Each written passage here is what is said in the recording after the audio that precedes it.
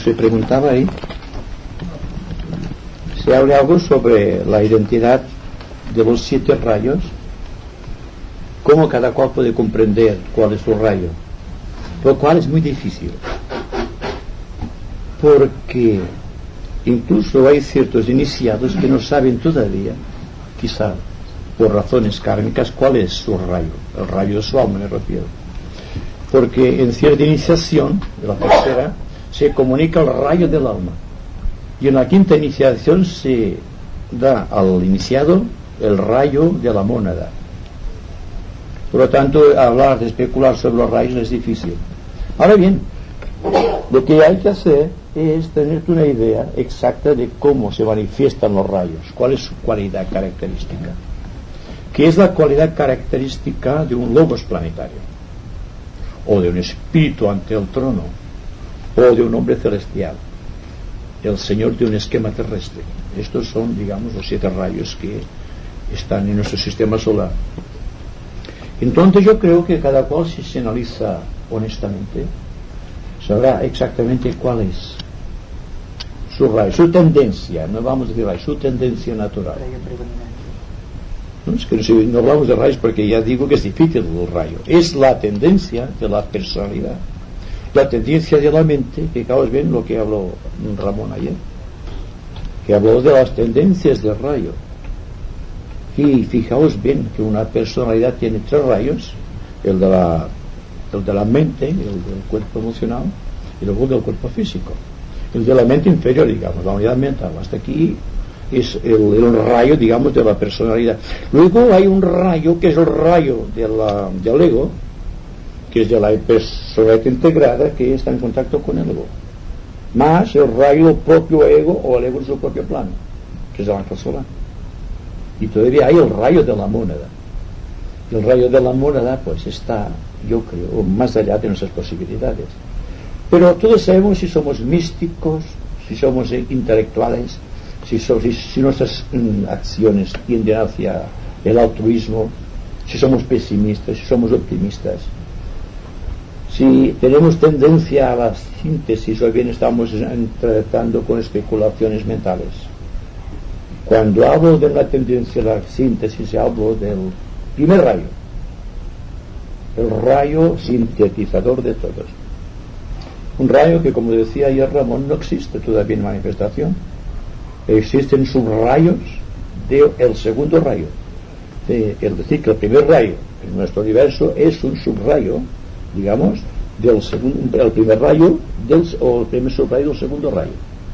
Por lo tanto, es tan complejo el tema que solamente digamos, la exposición serena, la honestidad en el examen, el estudio escrupuloso de las tendencias emocionales, hacia dónde tienden, hacia la devoción hacia personas o hacia ideales, para saber exactamente si pertenece a la persona o sexto rayo.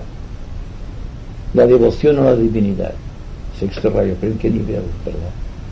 Existe, por ejemplo, el filósofo, la persona que tiene la idea abstracta de la vida.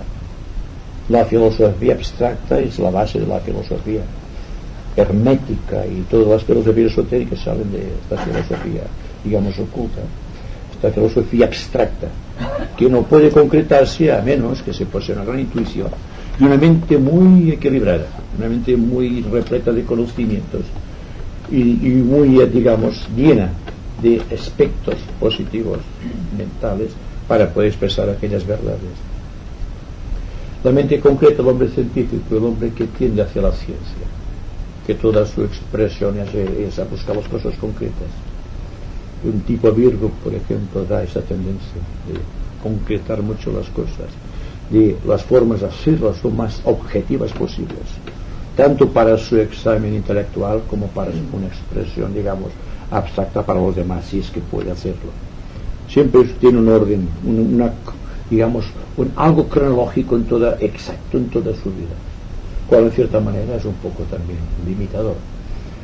Pero el rayo de la ciencia concreta es el rayo, yo creo que es más interesante, y todos estamos matizados de este rayo, porque esta manifestación, no sé desde cuánto, no importa, yo creo, porque Los signos de los tiempos son evidentes y por sus frutos los conocéis.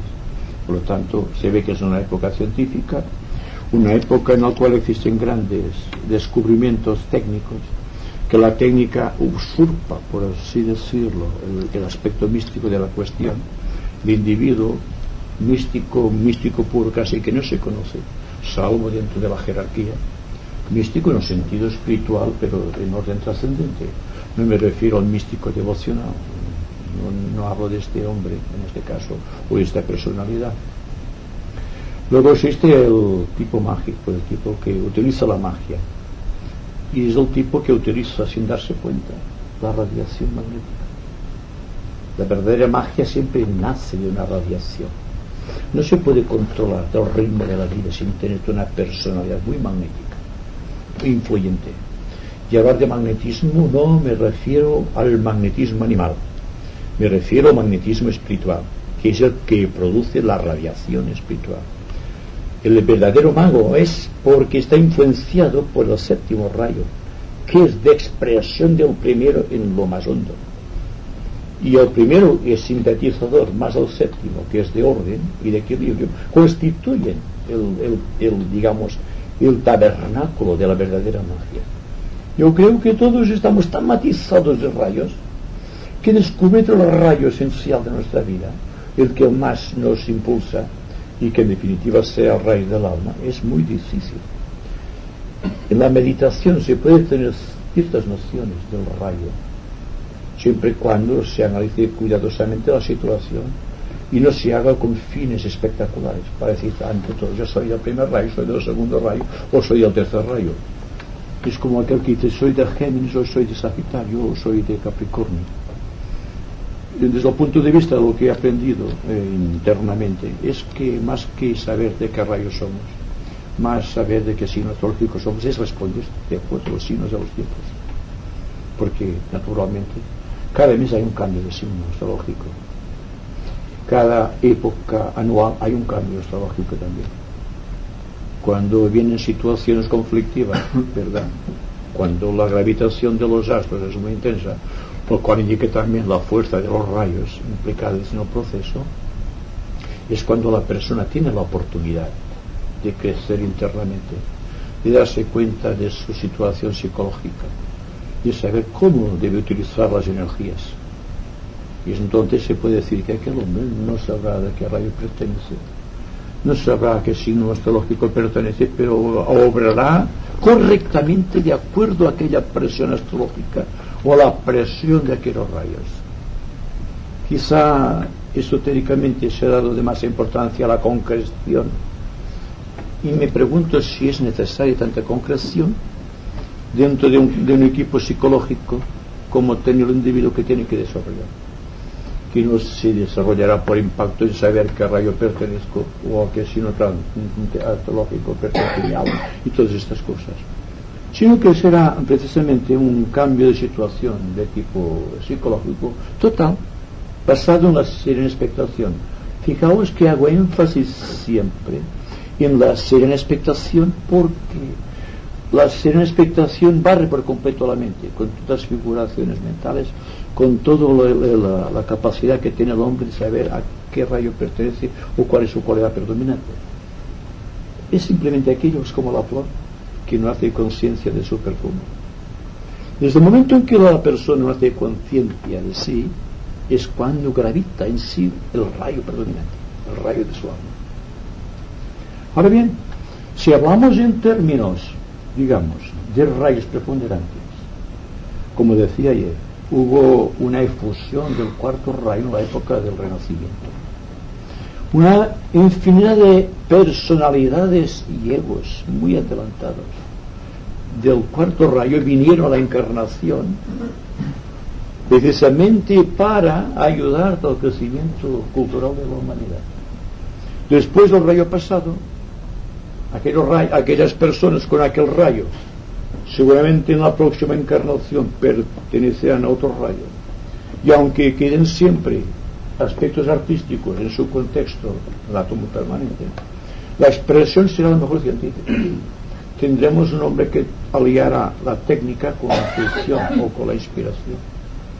Y un científico del pasado que haya hecho grandes descubrimientos científicos quizás se manifestará en forma devocional por la imposición de los rayos predominantes hasta aquí. Igual será una persona que será, incluso dentro de su devoción, será científica. No caerá en la tentación, digamos, de dejarse llevar por el sentido devocional místico tradicional. También sabéis que hubo una época de misticismo del sexto rayo y florecieron grandes místicos. Todos los místicos que vinieron, digamos, en la época de Goethe, por ejemplo, en Alemania, de Lord Byron en Inglaterra, y todas las entidades que trabajaron en el sentido, digamos, del arte creador, en el sentido literario, todas esas personalidades venían precisamente de una efusión anterior del quinto rayo, cual significa que hace muchos miles de años que no habían encarnado y vinieron con el fin de dar una nueva luz.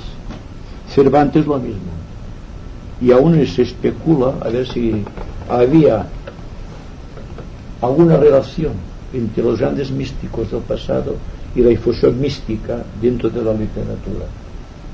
Y seguramente que esto es algo que pertenece mucho al tiempo de Saint-Germain, cuando estuvo trabajando en Inglaterra y en Alemania, y donde pasaba este adepto siempre había grandes convulsiones, porque este, como sabemos, era el Shoan del séptimo rayo, y el Shoan del séptimo rayo está aliado con el del primer rayo, y siempre han trabajado muy conjuntamente el maestro Moria y el maestro conde de San Germán, o el príncipe Rakowski, como sabéis. Siempre ha habido estas efusiones de rayos a través de personalidades. Se nos dice que uno de los casos raros de primer rayo puro, procedente de no sé qué constelaciones, tú lo decías, Lípite, fue Madame Blavatsky. Procedía de otra constelación o de otro planeta o de otro esquema. Vino aquí por algo determinado. Después de ver la obra de Blavatsky hay que suponer que realmente hizo algo importante. Lo mismo puede decirse de Napoleón Bonaparte en otro aspecto, un aspecto político. Sabemos que Napoleón también pertenecía a un primer rayo, pero a un primer rayo o un primer subrayo del segundo rayo, y por lo tanto no es lo mismo que un elemento puro como Madame Blavatsky.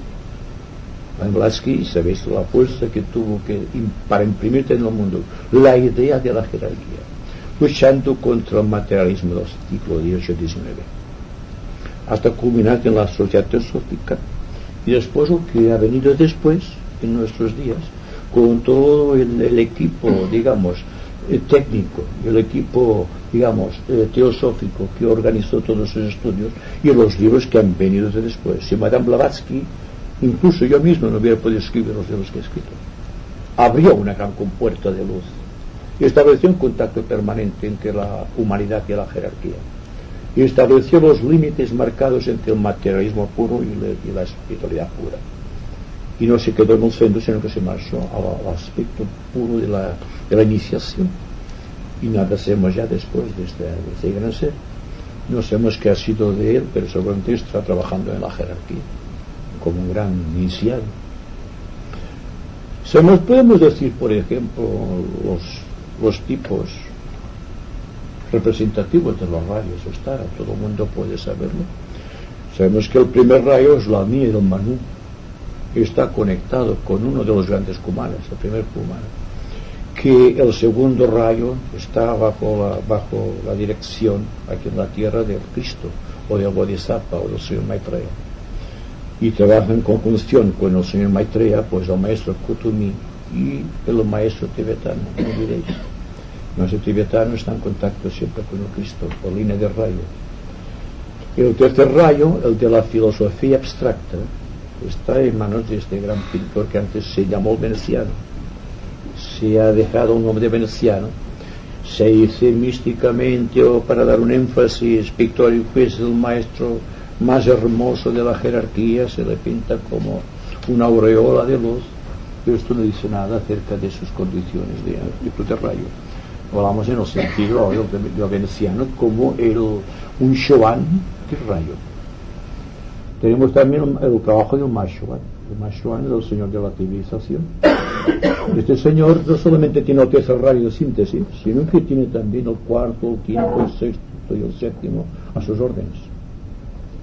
Es decir, que si al primero teníamos al maestro Moria en contacto con el Manu, al Kutumi en contacto con Cristo, digamos, o con el Maitreya, ya con todos los demás tipos de rayo, con el Mashoan, podemos decir que estos son el veneciano y es el maestro Serapis, el cuarto rayo, el señor de los ángeles se nos dice, y el maestro Hilarión de la ciencia concreta, luego vino el maestro Jesús, el que se nos habla históricamente que nació en Galilea y toda la historia que sabemos a través del cristianismo, y después viene el conde de San Germán o el príncipe Rakoczy, haciendo un énfasis a unas declaraciones hechas por el tibetano que tuve el honor de traducir cuando estaba en Ginebra, que habla de que el maestro Rakoczy ya no es el Shoan del séptimo rayo, sino que es el Mashoan. Significa que ha dado un paso gigantesco, ha pasado de la sexta a la séptima iniciación. Después de esos grandes señores de departamento, del Manu, del Bodhisattva o de Maitreya y de Mashoan, existen ya solamente los grandes Kumaras y el Señor del mundo, y tienen como agente, digamos, que enlaza con todos los planetas del sistema, a Buda, el Señor Buda, aquel que se llamó el príncipe Gautama. Pero estas cosas, naturalmente, se pueden decir porque nos van a explicar, digamos, esotéricamente, pero no podemos decir, a menos que en un grupo como nosotros aceptemos el hecho esotérico. Digamos que pertenecen al primero, segundo, tercero, cuarto, quinto, sexto y séptimo rayo, que hay los tres rayos principales, que son los departamentos, y luego hay los cuatro rayos de atributo. Esos cuatro rayos de atributo que serán tanto más importantes que los otros en la época que les corresponde actuar. Así que cuando hablamos rayos de aspecto son los predominantes en esta cuarta ronda, pero en la próxima ronda los rayos de atributo pasarán a ser rayos principales y los rayos principales pasarán a ser rayos de atributo. Tendrán tanta importancia. No es que un rayo sea mayor que otro o más importante que otro desde el ángulo de vista cósmico, sino que cada rayo tiene su época para manifestarse. Y ahora estamos bajo la égida del primero, del segundo y del séptimo rayo. Y el quinto actúa constantemente por ser un patrimonio de la humanidad, desde que adquirió la iniciación de la individualización, y continuará durante toda la quinta ronda. Por lo tanto, no hay problema de que quedemos sin mente. Tenemos por delante todo un gran trabajo a realizar. Pero como digo, estas cosas son difíciles de calcular y que habrá que estar muy atentos para poder captar el significado de los rayos, atravesando, por así decirlo, nuestra conducta diaria, viendo cómo actuamos, nuestras reacciones más íntimas, contemplarnos honestamente tal cual somos, no queriendo buscar mistificaciones a nuestros aconteceres, ni a nuestra conducta, a nuestra forma de pensar, nuestra forma de sentir, nuestra forma de mostrarnos ante la vida. Entonces, un día, sin darnos cuenta, sabremos, sin que nada nos lo diga, cuál es el rayo que pertenece a la mente, el que pertenece al cuerpo emocional y el que pertenece al cuerpo físico. Teniendo en cuenta que los rayos que imperan sobre el cuerpo físico son los rayos, digamos, nones, no los pares. Los pares actúan siempre sobre los cuerpos emocionales o cuerpo físico. Pero nosotros tenemos que darnos cuenta si somos mentales o somos emocionales. Y si somos mentales, ¿cómo actualizamos la mente para controlar las emociones? Y cómo estas emociones controladas llevan así la conducta correcta. Pero todo se basa no en la espectacularidad de decir soy de tal rayo, sino que abriéndonos a la posibilidad estando abiertos a la oportunidad, el rayo se manifestará en nosotros. Y cuando llega a cierto punto de tensión creadora dentro de nuestro ser, el no se revelará. Porque hay que darse cuenta de que el rayo es una entidad, es un logos planetario. Y que por lo tanto, por aquella línea del rayo podemos ascender hacia él. Me refiero exactamente al rayo del ego. Por el rayo del ego se nos da la iniciación. Por el rayo del ego establecemos contacto con los planos superiores hasta llegar al plano búdico. Y con el rayo de la mónada pasamos del plano búdico hasta el plano monádico.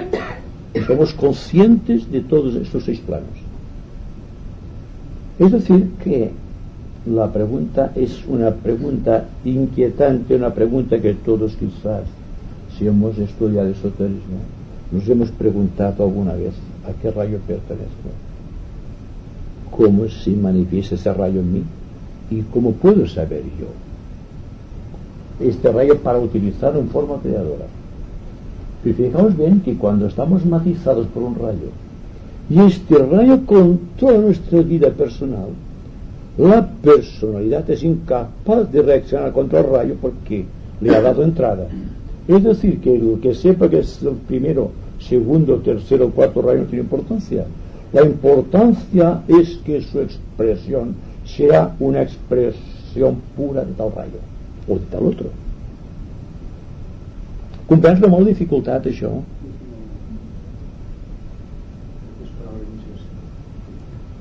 Bueno, yo diría que el hábito, ahora ya ha cambiado la situación porque es muy interesante, porque el hábito de estar atentos a los rayos, a la conducta, que se manifiesta a través de nosotros, que es la expresión de un rayo, nos lleva a la iniciación. Sabemos que la iniciación está actuando el fuego eléctrico. Y el fuego eléctrico solamente puede provenir del primer rayo. Así que no solamente tenemos el cetro del Señor del mundo aplicando sobre los centros del iniciado, sino que sobre el cetro del Señor del mundo está el cetro, digamos, del logos solar. Y sobre el cetro del logos solar está el cetro del logos cósmico, o de aquellos logos asociados con nuestros logos para los trabajos mágicos dentro de los sistemas a los cuales pertenecemos. Pero la iniciación siempre es una característica de rayo. La primera iniciación, por ejemplo, hay que haber dominado hasta cierto punto el tercer rayo. En la segunda iniciación tiene que haberse controlado hasta cierto punto el segundo rayo. Y en la tercera iniciación ya empieza a actuar el primer rayo, que no será solamente el subrayo del rayo solar, sino que será un rayo ya directamente del cosmos, transmitido a través del cetro del logos solar y del logos planetario. Y naturalmente, ¿por qué pensáis que hay 2 maestros al lado del iniciado en el momento que surge la iniciación o el fuego iniciático del cetro?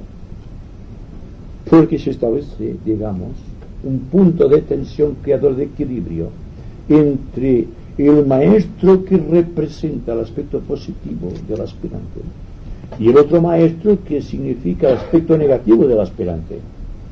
Porque, como sabéis, el hombre es dual, tiene una parte positiva y una parte negativa.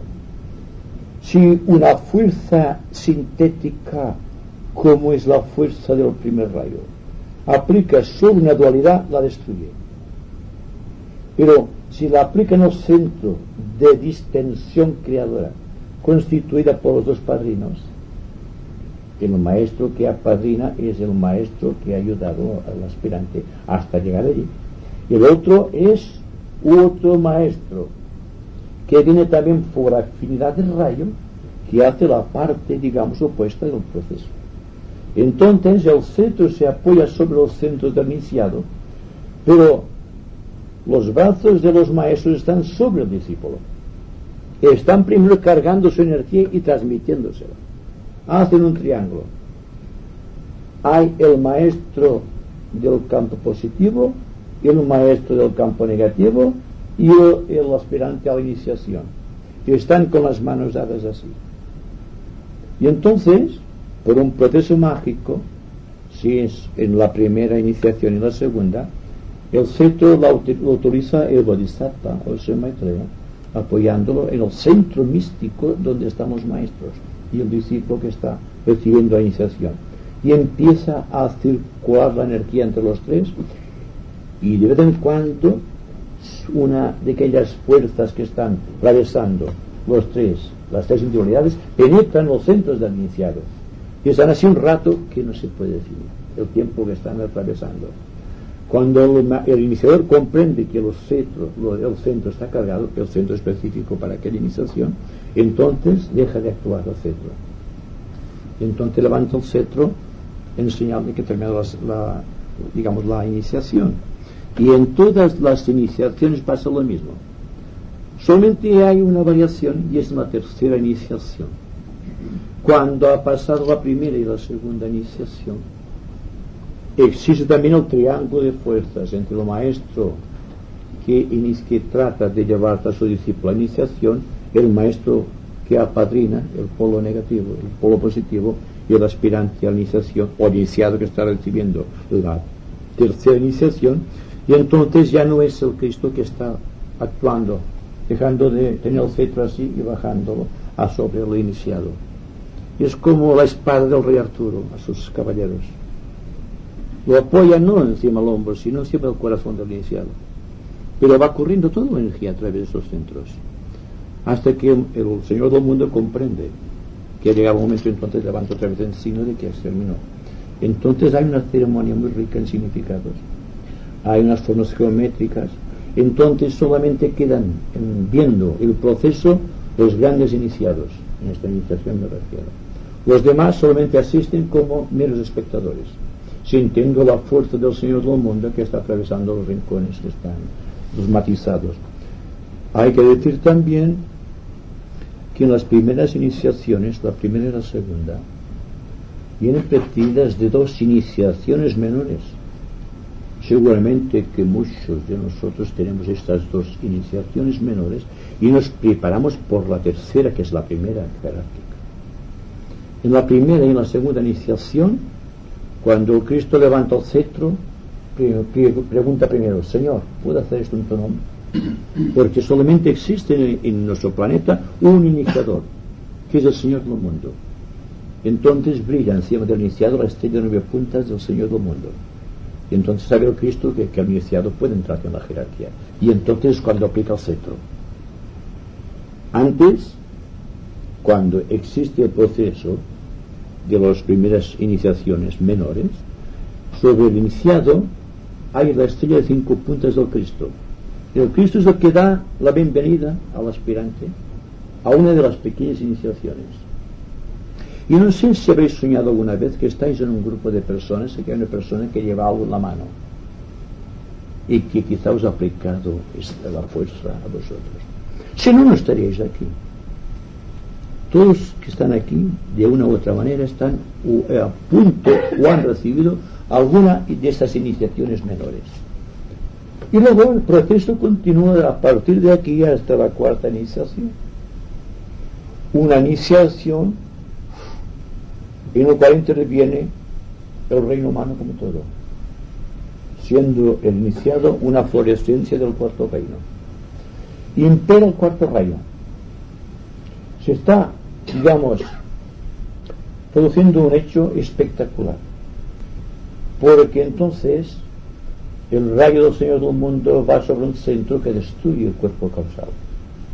Es decir, que hasta aquí el fuego de Kundalini iba ascendiendo en cada iniciación un grado. Pero en la cuarta iniciación, toda la fuerza contenida en el centro molará tiene que ascender hasta el corazón. Y entonces toda la fuerza del fuego eléctrico del primer rayo de la iniciación desciende a través del Fuat hasta coincidir en el corazón. Se encuentran dos fuerzas tremendas. Es el caso de un cortocircuito. Y produce una conflagración dentro del cuerpo causal y lo destruye. Y entonces hay una liberación. Es la liberación del ángel solar. El ángel solar retorna al plano búdico o al corazón del sol, que es el plano búdico. Y se produce el hecho de que el alma se convierte en su propio ser, en su propio ego, en su propio ser superior. Ya no existe la personalidad, ha desaparecido por completo. Antes hubo la personalidad integrada, después desapareció la personalidad integrada y queda solamente la fuerza mística del primer rayo actuando en conjunción con el segundo, sobre el tercero. Aquí sí que se puede explicar algo sobre los rayos, pero en un sentido muy metafísico, muy hipotético, por así decirlo, muy abstracto. Pero para que veáis que los rayos están actuando en todas las personas y que en cada persona, en cada tipo de rayo existen solamente variaciones. ¿Cuál es la variación? Los ángeles que asisten en el proceso. Por ejemplo, en la primera iniciación actúa un tipo de ángeles, en la segunda lo mismo, y en la tercera lo mismo. En la primera iniciación actúan los Agni-Suryas o los Agni-Shaitas, en la segunda iniciación los Agni-Suryas, y en la tercera iniciación los Agnisvatas. Son grandes arcángeles, grandes seres de gran contenido espiritual que pertenecen quizá a otros universos del pasado. Tienen un gran poder y están rigiendo o siendo lugartenientes de los señores de los reinos, de Yama, por ejemplo, de Varuna, o bien de Agni, o bien de Surya, o bien de el nombre que se le dio a cada cual, un nombre diferente a los dioses de los reinos y de los planos. Pero en todo caso, la iniciación siempre es la expresión de un rayo dejándose gobernar por un rayo sintético, el primer rayo. Y el primer rayo siempre está presente, porque es el rayo del poder que está en el cetro. En ese cetro iniciático, del cual seguramente hablaremos un poco el miércoles próximo, hablaremos de la iniciación, y hay que hablar un poco del cetro, es una forma muy científica también, tratando de que la gente comprenda, por ejemplo, la realeza en las monarquías se simboliza por el cetro y por el mundo. Daos cuenta, señor del mundo. Es decir, que inicialmente las monarquías fueron algo legado por la jerarquía. Fue después que las monarquías se hicieron autoritarias y sojuzgaron los pueblos cuando se perdió el valor del cetro y el valor simbólico del mundo que lleva cada rey en su mano. En el momento de la coronación. La coronación es el tercer aspecto siempre. Hay el primero el cetro, el segundo el mundo y el tercero la corona. Fijaos bien, son tres símbolos que no sé si os habéis dado cuenta, que lo tienen todos los reyes del planeta, incluso los reyes, digamos, de los países aborígenes. Llevan algo parecido a esto. Llevan una vara, aunque sea una caña. Es el símbolo de poder. Y si alguien ha tenido la fortuna de ver alguna vez, verá que tiene también un pequeño palillo en la mano, a lo cual da pigmentación a las flores. Es un pequeño cetro de poder también. Claro, son cosas que diréis muy interesantes, no todo el mundo puede comprobarlas, pero hay que preguntarse cómo se pigmenta una flor, cómo tiene este color blanco o amarillo o verde, porque los rayos impregnan. Pero ¿quiénes son los artífices que a través de los rayos pigmentan las flores o pigmentan los frutos o los vegetales? Mirad que hay variedad de colores y colores hermosísimos que se extienden por todas las gamas, digamos, de iris. Pero no nos preguntamos por qué. Y para mí es más importante esto que saber a qué rayo pertenezco, porque esto, precisamente la atención hacia la pequeña obra de la naturaleza, es la que desarrolla todo rayo de poder, la que te ilustra en el sentido creador, la que produce la síntesis finalmente. Bueno, esto ha sido un poco largo, ¿verdad? Es muy interesante, pero y se desprenden cientos de preguntas. Unas de ellas, por ejemplo, puede ser ¿cómo se determina, o sea, volvemos un poco a ampliar la pregunta que le lleva Ramón, ¿cómo se determina que en cada vida determinada una de las esferillas que componen el átomo permanente sea de quinto, sea de segundo rayo? Luego, por ejemplo, visto clarividentemente el aura de la persona no tiene solamente o cuadrados o triángulos o esferas, sino que hay algunas que tienen cuadrados y triángulos o triángulos y esferas, ¿no? Entonces, o sea, esta obra débica de alguna manera viene a indicar el proceso iniciático que está sufriendo, por decirlo así, sí, aquella personalidad. Sí. En fin, hay muchas. Sí. Bueno, es muy interesante porque precisamente la red etérica que circunda al ser humano, o la obra etérica, como decía Ramón ayer, tiene estos matices geométricos. Es decir, que una persona totalmente inmaterial tiene cuadrados, pero el hombre corriente tiene una serie impresionante de cuadrados y triángulos, muchas veces formando edificios dentro de la propia aura. Una aura impenetrable para la energía superior es una aura de cuadrados irregulares. Si lo vemos en un sentido cuatridimensional, aquello que antes era una figura geométrica en plano pasa al volumen. Y el iniciado, la primera iniciación, se le descubre el valor de las formas geométricas, no partiendo de la línea ni tampoco del plano, sino partiendo del volumen. Y empieza a ver en volumen y no en plano. Que una carga de nuestro conocimiento actual es que incluso las ideas las vemos en percepción plana y no en volumen. No vemos el contenido de la idea, vemos un concepto, pero no la idea no la vemos. Porque nos falta todavía esta fuerza cuatridimensional. Aún no hemos establecido contacto con el cuarto éter, que es el que nos tiene que dar la clave de la cuarta dimensión. Pues el cuarto éter y el cuarto subplano del plano astral y el cuarto subplano del plano búdico están entrelazados. Y no puedes mover uno sin mover de una u otra manera el otro. Y por lo tanto, todo este proceso es un proceso que se va realizando. Malgré no, a pesar de nosotros, se está realizando. Por tanto, es interesante también comprender que eso de las espirillas, por ejemplo, solamente hay que decir que cuando se manifiesta la fuerza de Kundalini en los tres mundos, en el mundo que nosotros estamos habitando o estamos inmersos en él, y a través del centro Muladhara, a través de un centro determinado, el centro Muladhara, por así decirlo, del reino mineral tiene un solo pétalo. El reino vegetal tiene 2 pétalos, el animal 3 pétalos, y entonces el cuarto reino tiene 4 pétalos, y el centro Muladhara es una cruz con 4 pétalos, ¿verdad? Pues así ascendente así en proporciones geométricas, porque todo Dios geometriza, ya lo sabemos, como decía Platón un iniciado. Hay también las fórmulas genéricas, las fórmulas, digamos, arrópicas, las formas serenas, las formas áureas. Y esas formas áureas, que son la medida típica de la creación, que es la medida del sol aplicada a cada una de las cosas creadas por el Logos. Todo esto tiene que ver, primero, con la red etérica, porque el color depende de la red etérica.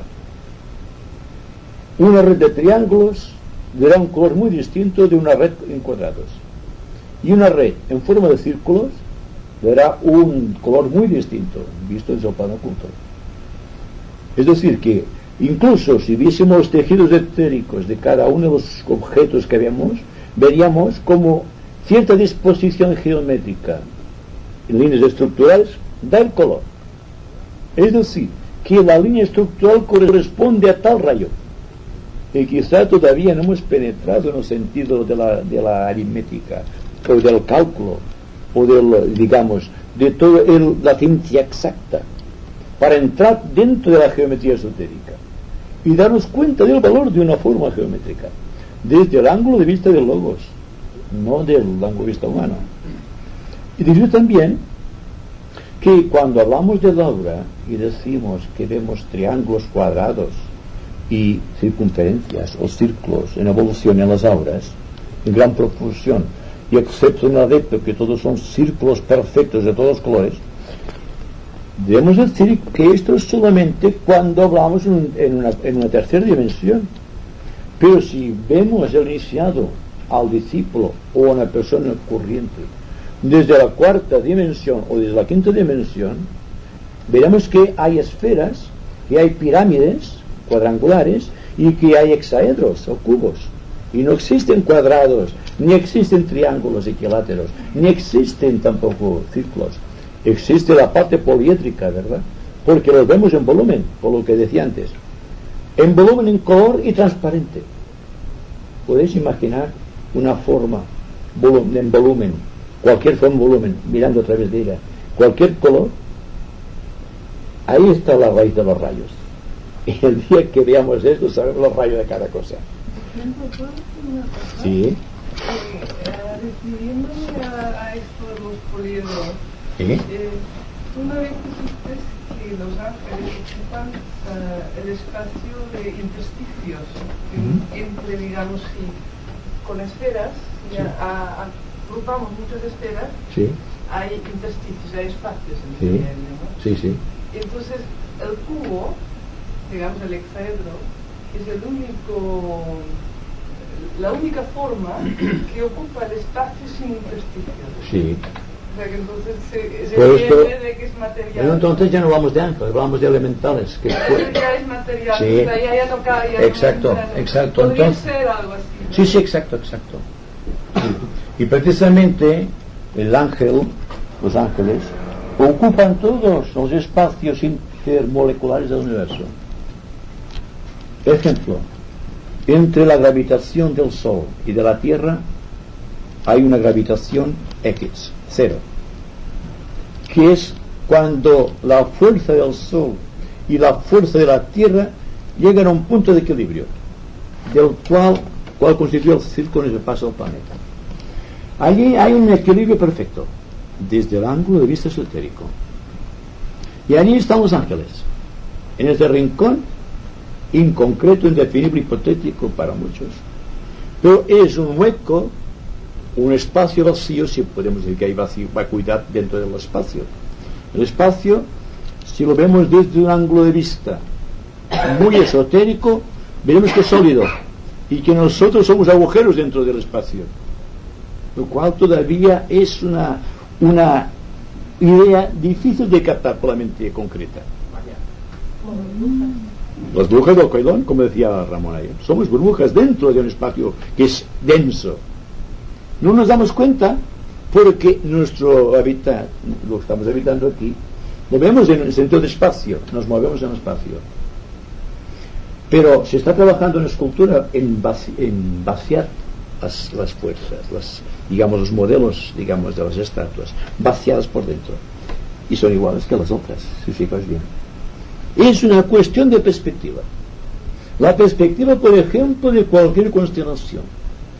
¿Es realmente aquella constelación en relación con las constelaciones o una estrella con respecto a otras, tal como la vemos? Seguramente que no, ¿verdad?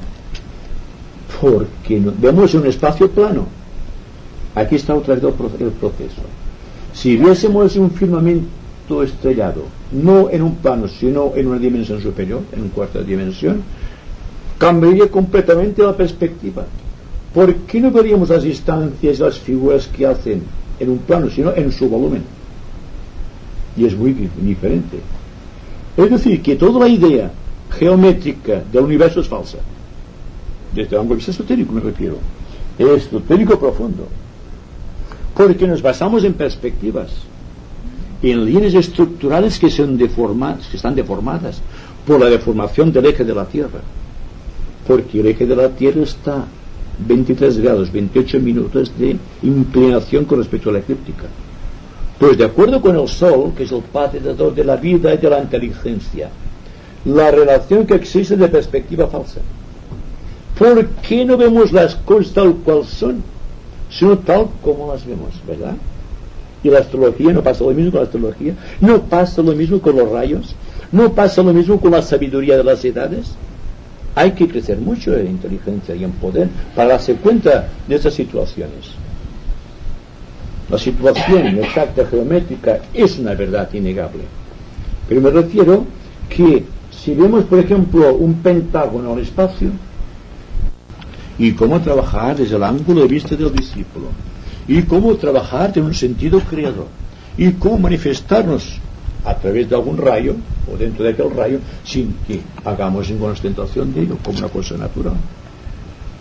Hay mucho trabajo que hacer, hay mucha energía a desarrollar, hay muchas oportunidades para el futuro, pero hay alguna idea en lo que he dicho que puede ser meditada con atención, porque os dará una nueva noción de la vida, psicológicamente hablando. Os explicará las tendencias del hogar, el por qué os sentáis siempre en un sitio determinado en el hogar, o tenéis un sitio preferente a sentaros, o para trabajar, o para estudiar, o cuando vais por las calles hay una calle que os atrae más la atención.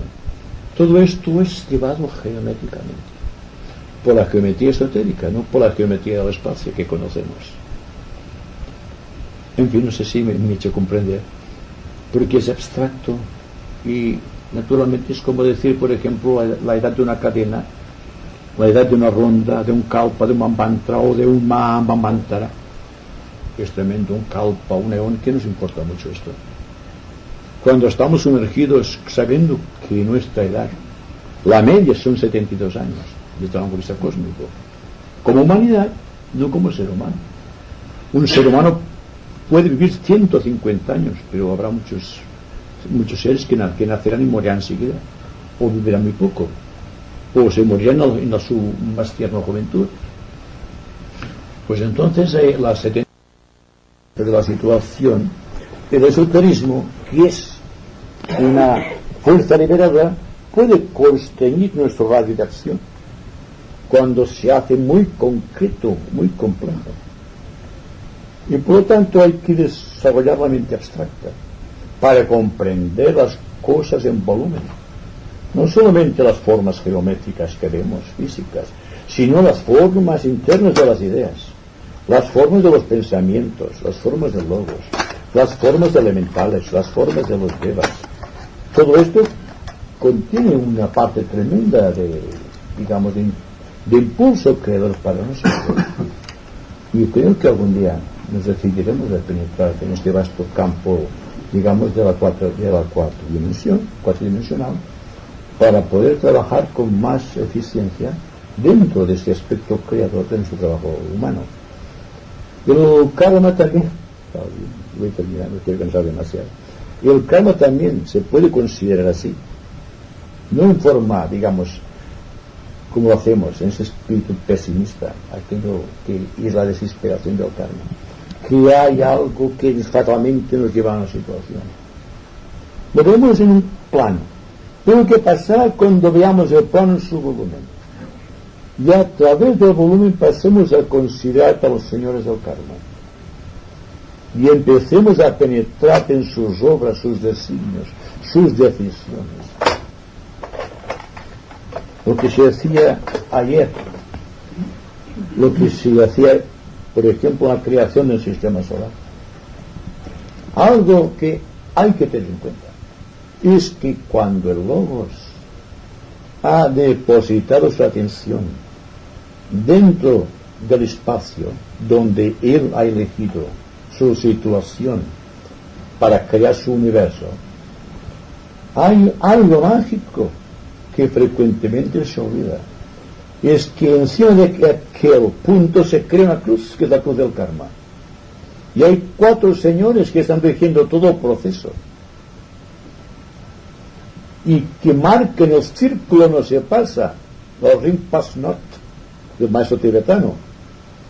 Y aquello sí que hay que tener en cuenta, porque las limitaciones de los logos ven impuestos por su propio karma. Entonces, como consecuencia, la expresión de un logo siempre es a través de la cruz, con los señores lepicas, si se trata de un universo superior, o de los representantes de los señores lepicas, como sucede en nuestro universo. Porque los señores del karma de nuestro universo son dependientes de los señores lepicas de la logia de Sirio. Y por lo tanto aquí hay mucha tela que cortar, ¿verdad? Y no vamos a estar cortando tela porque tampoco no podemos comprobar. En fin. Pero una cosa que me gustaría acabar de redondear. ¿Sí? Vemos que, como el nombre indica, los átomos permanecen siempre. Y que cíclicamente, supongo que marcado por la mónada, por el ego, quien sea,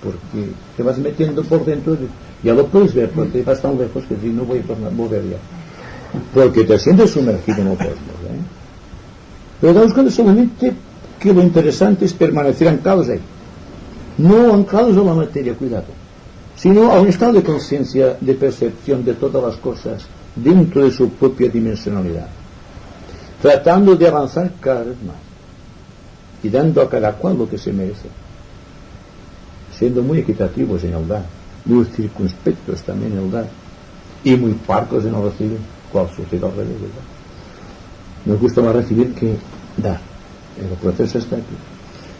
Y quizá nos demos cuenta de que el desarrollo de las experiencias depende de que nos ofrezcamos más y pidamos menos. ¿Qué pasa ahora? Y voy a terminar, ahora sí que termino.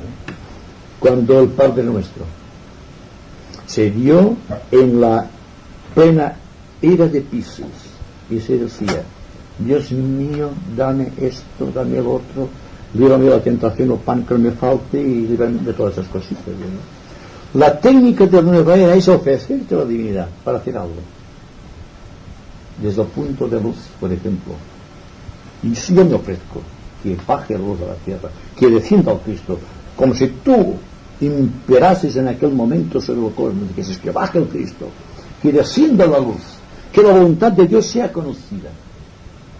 Me parece muy interesante esto más que la era de Piscis, quizá porque estamos muy urbanizados todos nosotros dentro de la época de Acuario ya, porque no hay que esperar que la época de Acuario se manifiesta para ser acuarianos, ¿verdad? Como estaba de Confucio. Estamos más allá, el esoterismo va siempre más allá de lo que dicen las estrellas. La iniciación va más allá de los cálculos del tiempo.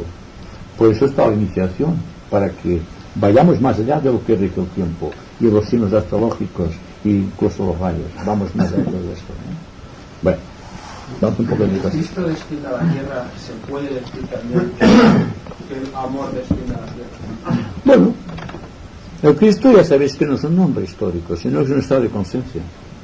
Es el amor, precisamente.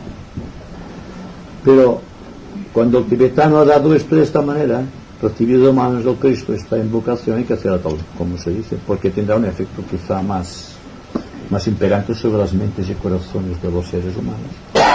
Digo yo, pero cada cual dentro que emplee la forma que mejor le parezca, teniendo en cuenta que la meditación es de participación de grupo, que no está Vicente aquí solamente dando un mensaje y dando una meditación personal, que todos estamos involucrados en esta meditación.